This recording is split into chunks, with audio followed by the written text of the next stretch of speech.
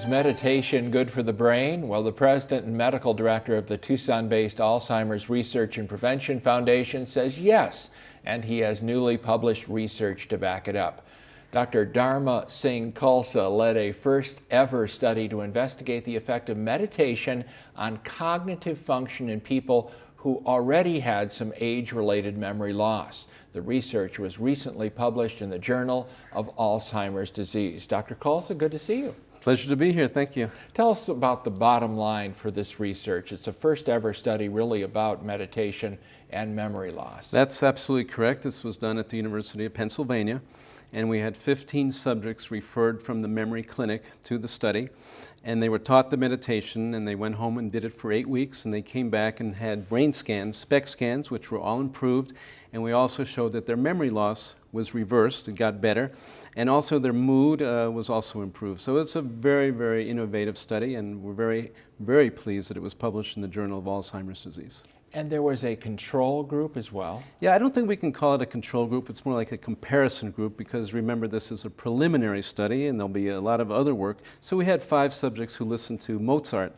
And interestingly, they did have changes in their brain. They were more relaxed in those areas of their brain, but their memory did not improve. That shows that there are certain specific things that you can do, especially in regard to meditation, to improve your memory. And again, as you mentioned, this is the first time ever that this was done in people with all different types of memory loss. And this was a small study, granted, but you plan to expand it? Oh yes, yeah. Well, this is a preliminary study. And we're doing other studies as well in various other university centers throughout the country and actually internationally. So I think that, this is new, but it's certainly not the end. It's the beginning of the story. I think in 5 years, you're going to see that this is going to be much more accepted by conventional medicine and the public at large, that meditation is very, very good for your memory. And tell us about this specific meditation that was used. Well, this is something called Kirtan Kriya. It's a very easy meditation. Kirtan means singing, Kriya means exercise. So it has 5 parts. It has breathing. The breathing is simple. You just breathe in as you do the meditation. You have a sound. You have a posture too. The posture is just sitting up. So you have breathing, you have a posture, then you have a sound. It's called the 5 primal sounds. Sa, ta, na, ma, ah is the final sound, so that's the 5th sound. And you chant it or you sing the meditation for 2 minutes out loud, 2 minutes in a whisper, 4 minutes silently. You come back out, 2 minutes in a whisper, and then 2 minutes out loud. And then finally, when you do the meditation, each time you say the sound or sing the sound, you touch your fingers in sequence. So it would be like this just briefly. Sa, ta, na, ma, sa, ta, na, ma. Then in a whisper, sa, ta, na, ma. Silently to yourself, and then back out in a whisper, and then you end singing it with your heart. And do you feel that this is doing something to the brain waves? I mean, you actually saw there was a change in the brain waves. Yes. Why do you think this particular meditation is triggering That something? is a great question. I mean, I've studied this for 30 years. I studied yoga and meditation at the feet of a master, Yogi Bhajan, who is well regarded as the highest living yoga master of our time. And he said a number of things. We don't really know. We're just learning about it. But I would say that what he said is that, first of all, we have acupuncture points at the roof of our mouth, and everyone knows about acupuncture. So when you say these sounds, sa, ta, na, ma, you're actually stimulating some of these points. It sends energy to your brain. It gives your brain a little massage. Plus, as any anatomy student would know, any doctor, any nurse, there's something called the map of the brain. It's right here. It's called the homunculus. And it's fascinating because we're the only species that really uses our fingers, right? I mean, no other species uses their fingers. I can't pick up something with my chest. I have to use my fingers. And the same thing, we're the only species that talks. We communicate and we sing.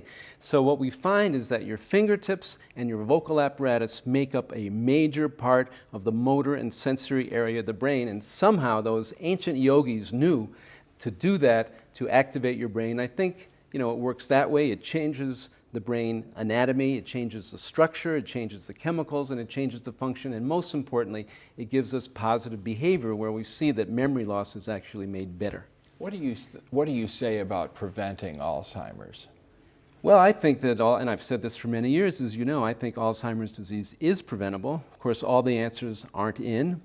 It's a complex disease, which is why I think no drug will ever be the final answer. And it's not just me saying this, by the way. You know, the Alzheimer's Association has something on their website called Maintain Your Brain.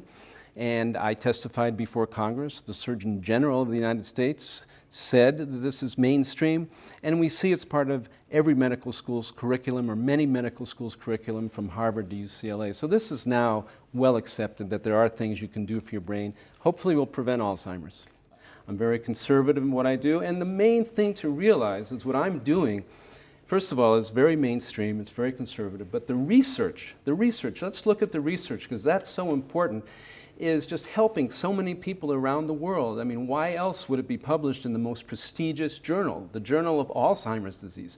This is not a fly-by-night journal. This is the most prestigious journal in the world, and they were happy that we submitted the paper there. So I think in the future, what you're going to see is more and more acceptance of the work, even more than it is now. And my hope is that 5 years from now, we'll be saying, you know, that work was fantastic, and everybody should be now meditating to prevent Alzheimer's disease and protect their brain.